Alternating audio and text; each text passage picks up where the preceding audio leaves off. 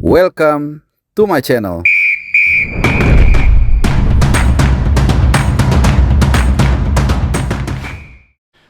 Ya, halo, salam sehat dan juga selamat datang di CBH teman-teman semua.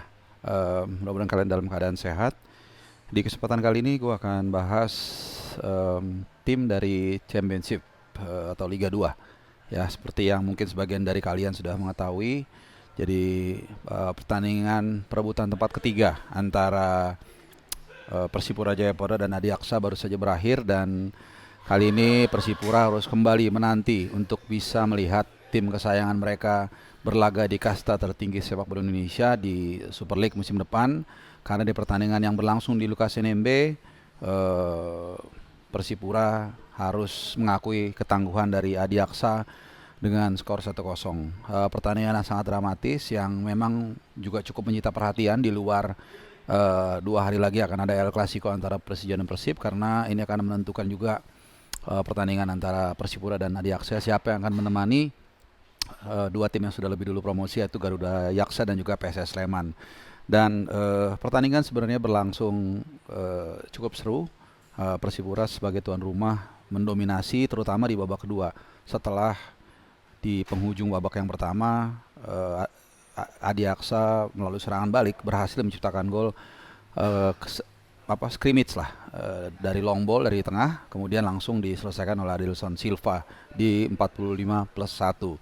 Di babak yang kedua, pasukan Rahmat Darmawan sebenarnya mencoba untuk mensejajarkan skor, bertubi-tubi menyerang habis-habisan. Bahkan kalau kita lihat, kalian teman-teman yang nonton itu, semua pemain berbaju biru itu hanya ada di sepertiga area pertahanan dari Garuda Adiaksa, dan penjaga gawang Jeffrey Wibowo juga tampil sangat luar biasa. Secara skill atau secara materi mungkin Persipura lebih baik daripada Adiaksa, tapi pendekatan taktik dan strategi di laga tersebut harus diakui pasukan Ade Suendra ini lebih unggul. Ya, mereka bertahan, hanya bereaksi, mencuri gol dan kemudian mengamankan sampai akhir pertandingan.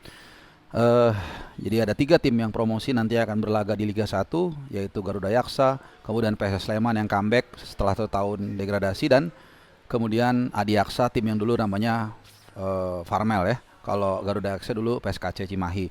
Nah, tentunya 3 tim ini akan menggantikan PSBS Biak yang saat ini gue bikin sedang bermain menghadapi Dewa United atau akan bermain. Kemudian juga menggantikan Semen Padang yang sudah pasti degradasi. Dan satu lagi kita belum tahu apakah Persis Solo, apakah Persija Jepara, atau PSM Makassar. Masih ada 3 pertandingan lagi.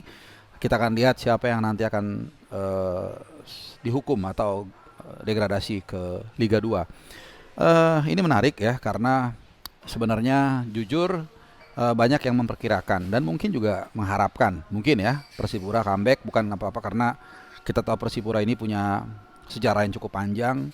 Lalu mereka juga punya gaya bermain yang sangat menarik ya, khas ala Papua. Tapi ya apa boleh dikata, Persipura sebenarnya sudah cukup diuntungkan ya. Memang sistemnya memungkinkan tuan rumah di peringkat ketiga ini adalah yang poinnya tertinggi, dan memang Persipura lebih tinggi dibandingkan dari Adiaksa. Tapi ini jadi buah simalakama kalau menurut gua. Pertandingan yang berlangsung tadi sore jam 15.30 waktu Indonesia Barat itu sepertinya kalau kita lihat Salam Pesi dan kawan-kawan ini justru terbeban ya, dan bahkan setelah pertandingan juga sejumlah oknum fans dari yang ada di tuan rumah, yang ada di Lukas NMB itu meluapkan kekecewaannya dengan melakukan vandalisme, dan ini tentunya sangat disayangkan ya, karena dalam pertandingan sepak bola itu kalah menang biasa. Tapi gue yakin The Black Pearl atau Mutiara Hitam ini akan bisa bounce back musim depan, dan ini akhirnya membuat tahun ini berarti tidak ada sama sekali pupus wakil dari Papua, karena PSBS Biak sudah degradasi sementara Persipura gagal untuk melaju. Dan tentunya menarik untuk kita lihat juga bagaimana ketiga tim ini, apakah kemudian seperti PSBS Biak dan juga Semen Padang yang hanya ya 2 tahun 3 tahun promosi dan kemudian turun lagi, kita nggak tahu. Yang pasti persaingan di Liga Indonesia, baik di BRI Super League maupun juga di Championship atau Liga 1 dan Liga 2, seperti itu ya, biar gampang, ini sangat seru. Baik yang promosi sudah memastikan 3 tempat ya, tinggal nanti hanya juara, hanya formalitas lah antara Garuda Yaksa dan juga PSS Sleman. Tapi dua-duanya kita tahu sudah memastikan promosi, dan tentunya dengan promosinya PSS Sleman maka nanti dipastikan ada derby Mataram. Kalau gua nggak salah istilah derby Mataram ya, antara PSS Sleman dan PSM Yogyakarta. Ini di satu sisi juga apa ya, melahirkan satu jargon yang seru juga ya. Derby dua tim ini kan cukup keras juga, walaupun tentunya keamanan tensinya akan naik karena ada juga di tempat yang lain antara Surabaya dan Arema, dan juga antara Persija dan juga Persib Bandung. Ya, itu seperti itu. Nah, terkait dari tadi tim promosi atau tim yang nanti akan berlaga di kasta tertinggi sepak bola Indonesia, memang secara teknis ini tentunya membuat perjalanan dari tim-tim Liga 1 itu nanti atau Super League itu akan sedikit berkurang ya, karena UE yang paling jauh ini kan antara di Aceh maupun juga di Papua, dan ini dua-duanya nggak ada.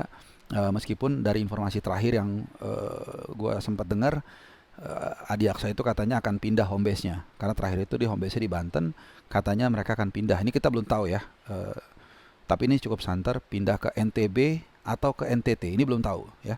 Dan ini tentunya menarik untuk kita tunggu seperti apa nanti persaingan di Liga 1 musim depan. Meskipun sebelumnya tentunya kita akan menyambut atau melihat ya bagaimana 3 partai sisa di Liga 1 musim ini yang belum selesai, yang tentunya masih akan diperebutkan oleh 2 tim yang punya kandidat atau potensi untuk juara, yaitu Persib Bandung yang tentunya 2 hari lagi akan bertanding di Segiri Samarinda menghadapi Persija, dan nanti juga di sana gua akan live reaction buat teman-teman semua, melaporkan situasinya. Dan tentunya ada juga Borneo FC yang kandangnya dipakai oleh 2 tim tersebut. Jadi ini menarik karena fans dari Pusamania atau Borneo FC pasti akan mendukung Persija untuk mengalahkan Persib Bandung. Tapi tentunya Persib Bandung juga kita lihat bagaimana fansnya juga berfokus untuk mendukung timnya dengan segala macam gimmick-gimmicknya lah, melepas para pemain dengan semangat di GBLA supaya mereka tidak merasa sendirian saat bertanding di Segiri Samarinda. Dan last but not least juga untuk teman-teman bobotoh, dengan segala hormat mohon untuk tidak datang ke Segiri Samarinda, dan Pak Haji Umum Muter juga sudah menyarankan untuk nonton nobar di tempat-tempat kalian masing-masing, mungkin di Bandung, di Pangandaran, di Sukabumi, di Ciamis, di Tangerang, di Banten, di mana-mana itu bisa menonton dari layar kaca, nobar silahkan. Tapi bukannya kita bagaimana-gimana, tapi takutnya ada hal-hal yang tidak ingin. Itu aja teman-teman semua, keseruan dari Liga Indonesia musim ini. Mudah-mudahan semuanya berjalan dengan lancar, may the best win, dan kita jumpa lagi di kesempatan yang lain. Adios.